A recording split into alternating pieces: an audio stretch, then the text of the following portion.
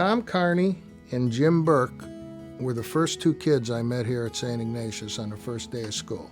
Tom was a leader from the first day.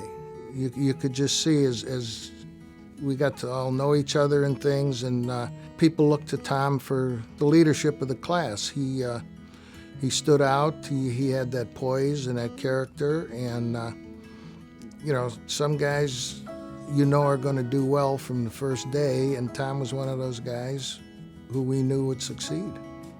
Tom was a tremendous guy. He was a good friend through the 4 years of my being in high school with him. He was president of the senior class, president of the student union, and we both played football together. He had leadership qualities, you could tell right from the time that we were in high school. And of course, then he went on to West Point. But I really didn't see Tom after that until he finished his second tour of duty in Vietnam.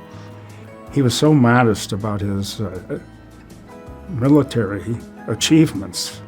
And I would say, it must be tough there, with all the things you have to go through. And he said, no, he enjoys it. He really enjoys it. And of course, that's how he rose through the ranks and became a lieutenant general. I was thinking about how he lived being a man for others in his career, service in Vietnam, helicopter jumps in Vietnam. He was very concerned about the quality of the Army during and post-Vietnam and dedicated his life and a good portion of his career to upping the standards of the Army, introducing more rigor into the training so that men would be safer, and a more effective fighting force. He was part of the recruiting, in fact, in charge of the recruiting command, which took him away from his family a lot. He was traveling a lot during that time. And he was part of the reinvigoration of the Army scholarship. He was like the godfather of the Be All You Can Be campaign. And I was thinking of all of the young people whose lives were influenced by that opportunity to have an education that they might not have had. The numbers of people that were lifted out of poverty. My first husband, who was killed in Vietnam, and Tom were classmates. And that's how I met him. I met him at our first duty station. We were all there together. And we needed a place to stay while our quarters got ready, and we bunked out in Tom's bachelor pad. And then we were all restationed and spread out, did different things. The gentlemen, all of them, soldiers all went back to Vietnam. My husband didn't come back. He was killed over there.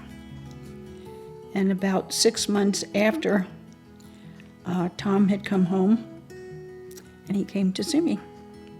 We had a mutual friend who lived next door to where I lived, and she came over and she said, "Somebody wants to see you." So I went over and opened the door, and there he was. Handsome fella, wonderful blue eyes. We started to date, and all of a sudden we realized maybe there's a thing here between us. And we continued to date, and finally we decided we should get married. He got right into fatherhood. He was a coach, soccer coach. He did everything with thick children, just like they were his own. I was always touched by Tom and Peg's love story,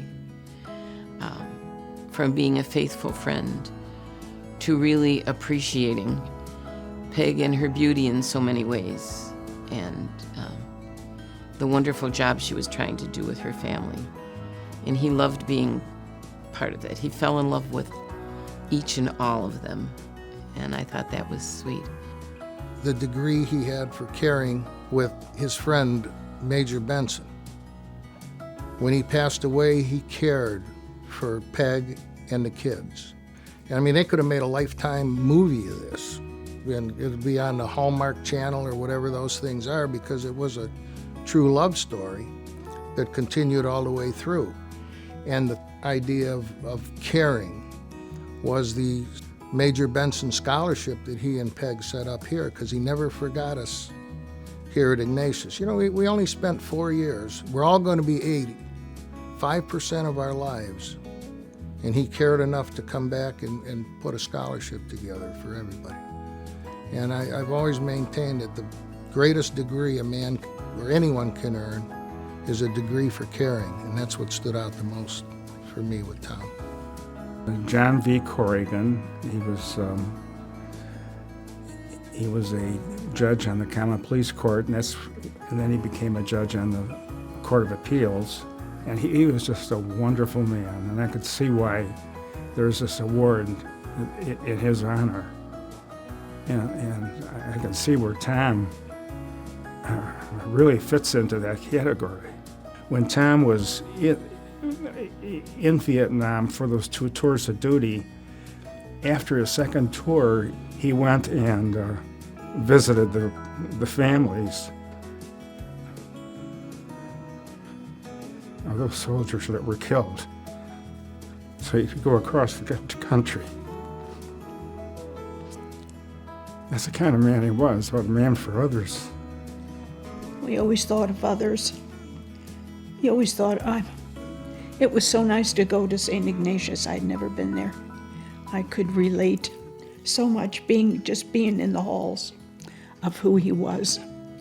He always gave credit to St. Ignatius for who he was. And a lot of people knew the school, so that was nice to hear from him. It is a beautiful story. I'm a very blessed woman. I had 2 beautiful, beautiful people in my life.